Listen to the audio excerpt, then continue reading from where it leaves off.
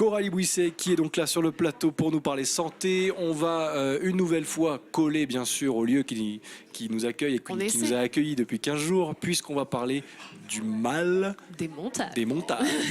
Eh oui, le mal des montagnes. Oui, effectivement, il faut pouvoir le gérer. Ça peut être un vrai plaisir pour beaucoup de gens de venir à la montagne et pour d'autres une petite galère de temps en temps selon la gravité aussi de la situation. On y reviendra un peu après. Le mal des montagnes, ça touche environ 30% de la population à partir de 2000 mètres à peu près. Donc on est bien placé ici pour commencer à être un peu atteint. Et effectivement, ça va se manifester dans les 8 heures qui suivent la montée sur le sommet entre guillemets ou même en station. De petits symptômes du type nausée, du type céphalée, maux de tête, on se sent vaseux, on n'est pas très bien, on est un peu à côté de son corps, on n'est pas très très frais quoi. Et donc effectivement, c'est un problème en fait tout simplement d'adaptation de la respiration. Tout va bien. Pourquoi ? Parce que la quantité d'oxygène est la même, mais on a une densité d'air qui est différente et donc du coup selon le corps, ça s'adapte pas forcément bien. Ça ne dépend ni de l'âge ni de l'état de santé, c'est vraiment aléatoire on va dire.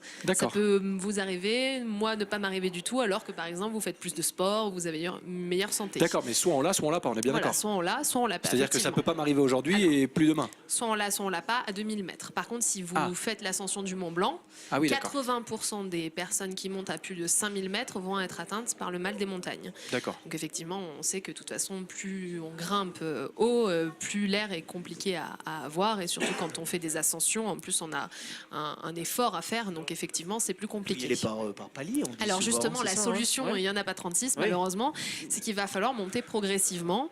Alors même quand vous montez ici, alors ce que je peux conseiller, avec Thierry on s'est arrêté tous les 800 mètres pour être tranquille. En fait on est parti il y a 15 jours pour tout vous dire, donc voilà. On faisait 800 mètres, on s'arrêtait. On a passé la nuit, on a bu un petit café, on dit bon il serait temps de repartir, on est reparti. Voilà. Mais franchement 15 jours, mais on regrette pas. Ah ouais, non, c'était bien. Avant, on s'arrête à la Paulinette, prendre un petit... c'est ça. Bien sûr. Bon, effectivement, il faut y aller par palier.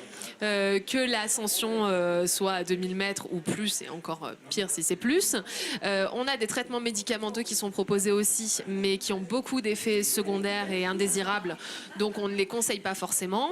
Mais voilà, l'idée, c'est vraiment de monter par palier et d'essayer de ne pas monter et redescendre sur une seule journée. Parce que le corps, il faut aussi le temps qui s'habitue, donc c'est vrai que sur une journée c'est un peu compliqué. Les symptômes arrivent en fait entre 8 heures et 24 heures qui suivent la montée en montagne. Donc voilà, donc effectivement c'est pas la chose la plus agréable, mais ce qui est très important de souligner, c'est que ça peut fortement dégénérer chez 2% de la population. C'est pas énorme, ça va dépendre aussi de l'altitude à laquelle vous montez, mais ça dégénérer, ça veut dire quoi ? Ça peut entraîner un œdème cérébral ou un œdème pulmonaire. Donc œdème pulmonaire avec vraiment de l'eau dans les poumons. Là on a des symptômes qui sont encore plus flagrants, je vais dire, que de simples céphalées ou de nausées. Là, on va aller plutôt sur des vomissements, sur vraiment une respiration qui est très compliquée, sur les lèvres bleues. Enfin, on va vraiment se sentir très très mal. Et là, du coup, il faut réagir rapidement. Alors, ce qu'il est important aussi de donner comme conseil, c'est éviter de faire monter des enfants de moins de 2 ans trop rapidement, des personnes qui sont fragiles et qui ont déjà des problèmes respiratoires ou cardiaques. Voilà, c'est carrément même au-delà de 2500 mètres, 3000 mètres, une contre-indication totale. Mais effectivement, voilà, il va falloir surveiller ce mal des montagnes qui peut être très anodin et les gens même peuvent en rire. Ah, t'es pas bien, tu montes à la montagne, t'as des nausées, c'est rien du tout, t'es fragile. Très handicapant. Voilà. Mais ça peut effectivement. C'est comme le mal au cœur dans la voiture. Ça peut être très désagréable parce que quand vous montez, passer un bon moment à la montagne et que les 2 premiers jours vous êtes complètement out, c'est quand même pas très. On a fait sauter 2 jours, c'est mon moyen. Voilà. Donc effectivement, le conseil c'est vraiment essayer de monter pour une période un peu plus longue qu'un simple week-end et surtout essayer de monter par palier.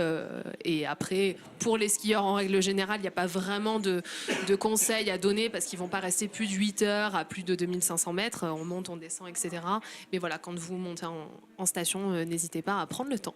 Exactement, le petit conseil supplémentaire signé Coralie Bouisset. Qui travaille pour l'office de tourisme d'Isola 2000. Parce que je ne sais pas si vous avez remarqué, essayez de monter un peu plus longtemps pour vous adapter. Oui, c'est vrai. Et voilà. Ouais, c'est vrai. Bravo Coralie. Si vous avez besoin d'une personne à la communication, je suis là. Lionel, vous l'avez entendu, elle a commencé très très tôt dans le métier, quoi. Hein, dès son plus jeune âge pour la promotion de la station de Valberg. J'aurais dû me taire, c'était la concurrence.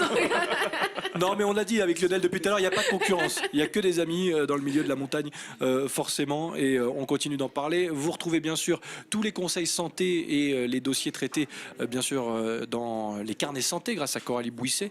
Et le numéro est également visible via internet, lescarnetssanté.fr. C'est ça ? Tout bon, parfait, bien révisé. Comme quoi, même à la montagne un petit peu.